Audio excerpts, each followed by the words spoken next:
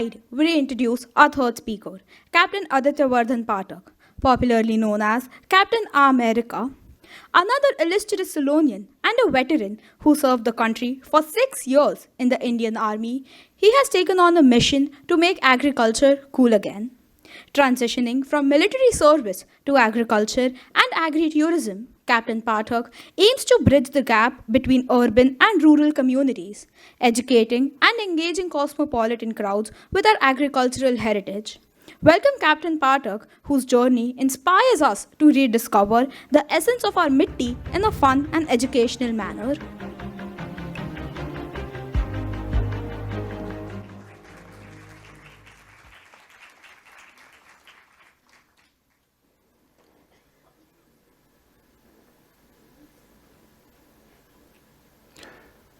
Namaskar everyone. I am Captain Adityavardhan Pathak. So how's the Josh? Now I'm a Sulonian next, and even now it feels very strange to be on this side of the table. So for all the teachers seated here, Madam, present. Yeah. Now before I begin with my talk, I would ask the audience, how many of you have heard the term agritourism? Give a shout out. Yes. Oh, that's good. Okay. And how many of you have done farming? Or have relatives and friends who are into farming? Yes. Muted response. You know, actually the United Nations Food and Agricultural Office organization in a 2016 report said that the average age of a farmer globally is 65 years. So you can imagine how much of the youth it is drawing today. There you have it. If you thought this trivia was interesting, I'm going to make a compelling business case for agriculture, especially in Bharat next. Statistically,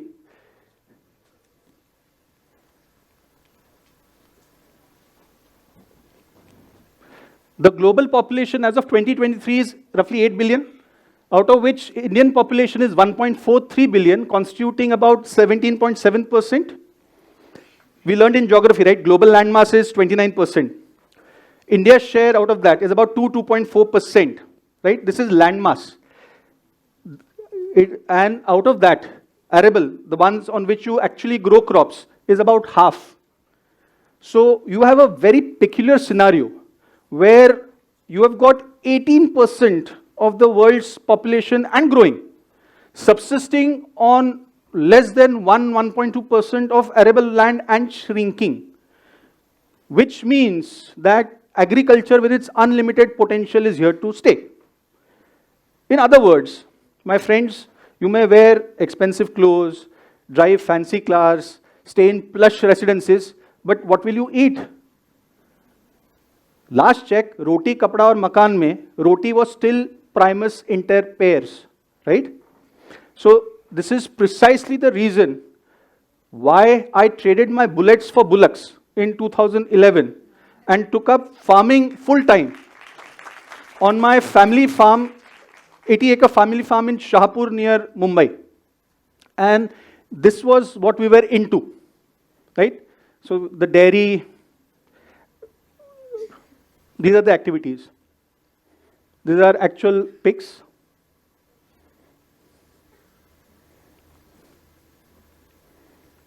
Now, basically what we tried to do was we tried to commercialize the biological cycle, meaning to say the output of one activity or process was the input for the other. Sounds perfect on paper, right?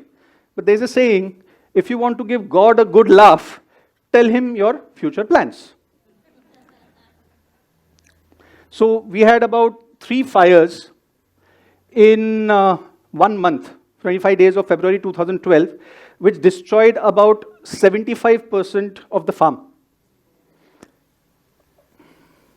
You know that Vandana Luthra before and after dieting adverts, right? I'm going to show you that. Can you please play the video?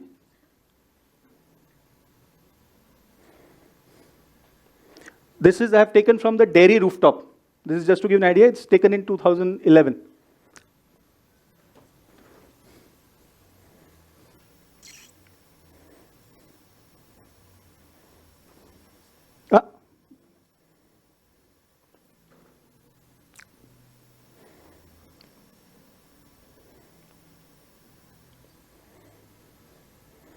You know that movie, right? How Green Was My Valley. So,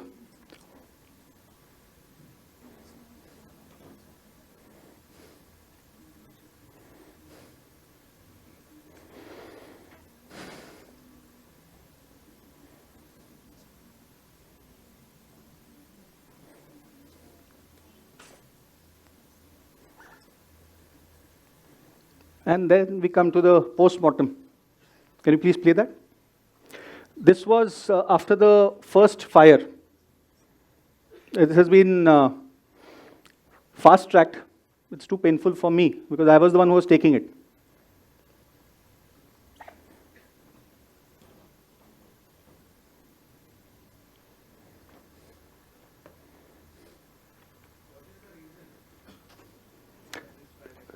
That I will answer after the, it was a forest fire. And gentlemen, ladies, even if it is by accident or if it is done as an arson on purpose, it doesn't make any difference. Because churi kharbuje pe gire ya kharbuja churi pe, katna kharbuja ko hai. So it really doesn't make any sense as to why. And ironically, 2012 was the second hottest year recorded by NASA since 1880. So that also contributes to the increased temperatures. Now, you can replace a machinery within a couple of months, if not weeks. How do you replace an 8-year-old, 9-year-old tree? The loss set us back by a significant time and money, which brings me to the problems that ail this critical sector. In this 2-minute video noodle and 20-second reel generation, patience is something of an antithetical prerequisite, right? And agriculture is a great leveler. It doesn't matter if you're a laborer or you're the prime minister of the country who plants or owns the crop. It will grow, if at all, if it has to. So basically, it's www.apneaukaatpeao.com. Companies generally calculate their earnings quarterly. 1 year is short term, right? 3 to 5 years is medium term. 5 years plus is long term. Well, in my lived experience of agriculture, especially horticulture, 3 to 5 years is considered short term. So maybe that's why they say that sabr ka phal meetha hota hai. In short, agriculture is not a profession. It is a calling, or better, it's a lifestyle. And then you have to deal with perishables, which means there's always a gun to your head when you're selling. That means you're not the price setter, which is not good business-wise, right? And then, of course, you have to find manpower, right? And the problem with that is agriculture is not aspirational. Farmers' children do not want to become farmers. Even the farmer does not want his children to become farmers. And there is a saying that the road to hell is paved with good intentions.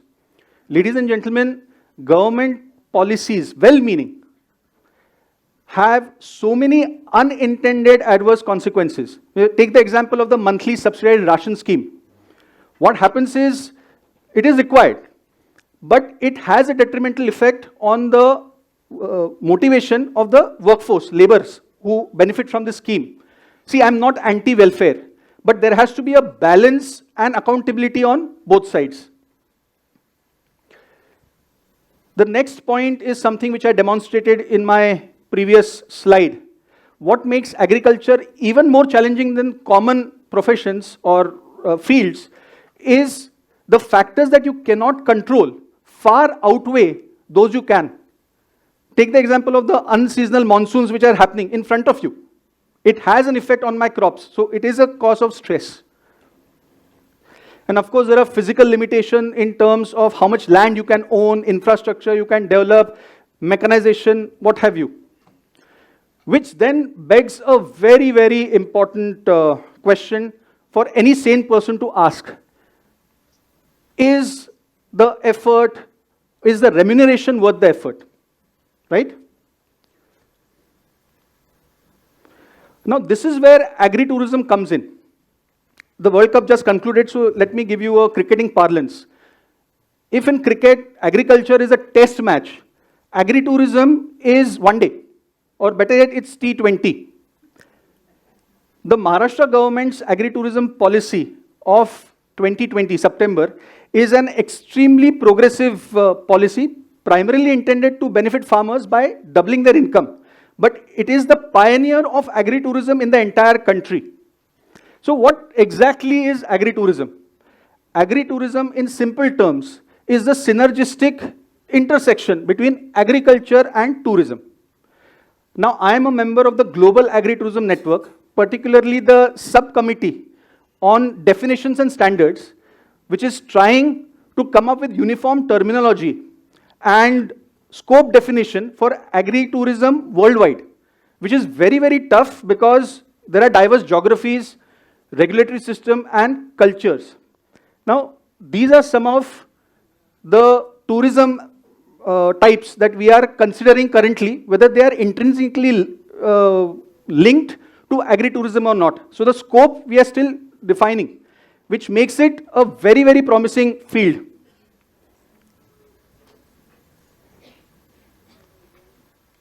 These are some of the activities that we carry out. This is as per the Maharashtra government's agritourism policy.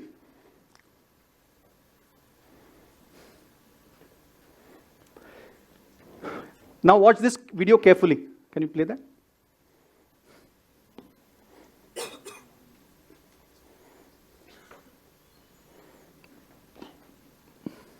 Where's the sound?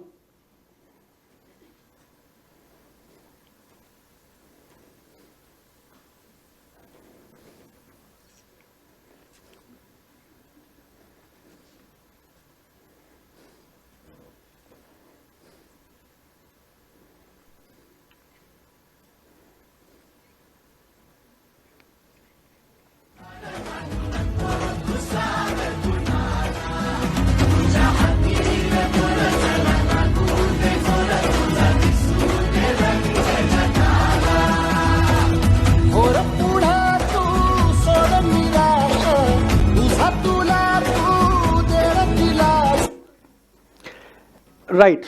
So, through this event, what have I done? I have tried to address the problems which I showed you in my previous slide. Now, I do not have a shop or a retail outlet in the city. But when guests or free labor come to the farm for rice plantation, I get the mountains to Muhammad instead of the other way around, right? Now the guests are so emotionally invested in the activity that there's a lot of impulse purchase, right? So I sell my produce and any other product I may have. So bye-bye perishability. And when the guests also come there, they see various stay-over facilities I have, say the tents or the rooms, which they come back later again to explore. So my customer acquisition and marketing cost goes down, right? So multiple income streams from events, stays, sale of produce, and then reduced labor cost. So return on investment tick. But the most profound impact that agritourism has is something I will show you in my next slide.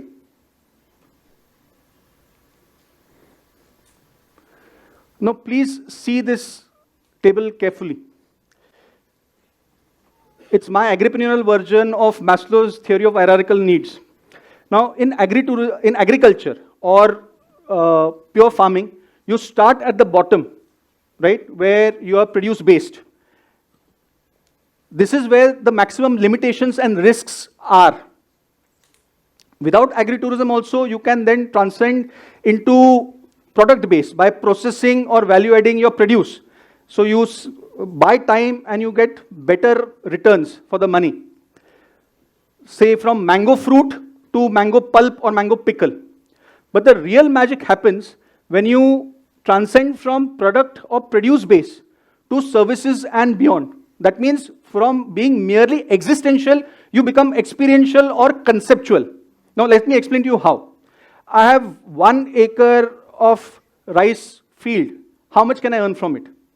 But I can earn much more from the same field if it becomes an experiential activity, from plantation to harvesting to processing. 3 times the guests will come if marketed properly, right? I can carry out educational activities, immersion programs, virtual tours, remember COVID, your internships, research. Possibilities are limited only by your imagination and bandwidth. But the most importantly, this is the only way I see an experience where I can convert agricultural output or income from the traditional per acre to a more sustainable or profitable per square feet. Plus, all of you are invested in my story, right? Making me a concept or a brand, right? Which is where I realized that by traversing crossroads, I had become one. Let me explain to you how. These are some of the qualities that are required to become an agripreneur. Apart from these 4, which are the prerequisites, you should be a reasonably good event manager with decent organizational skills. You should be able to market your produce in your place. But most importantly, you should be able to tell a story, narrate one, where you connect the rural to the urban, the agricultural rustic to the cosmopolitan, and the real to the real. And that's how you become a brand.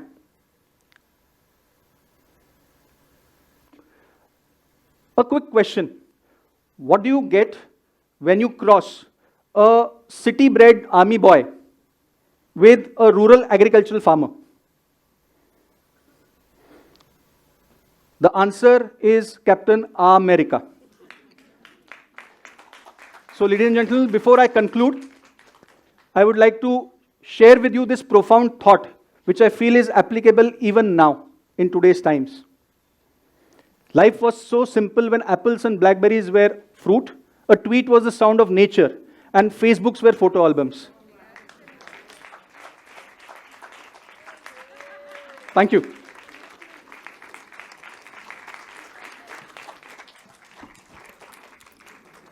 We greatly appreciate Captain Pathak for lending a distinctive voice and enriching the collective dialogue with his unique perspectives. I would now like to invite the sponsorship heads, Karthik Sriram and Partharthi Sharma, to felicitate Captain Pathak.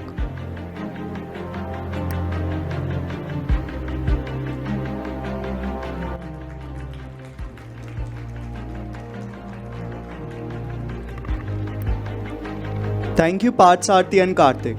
Let's have a massive round of applause for Captain Adityavardhan Pathak.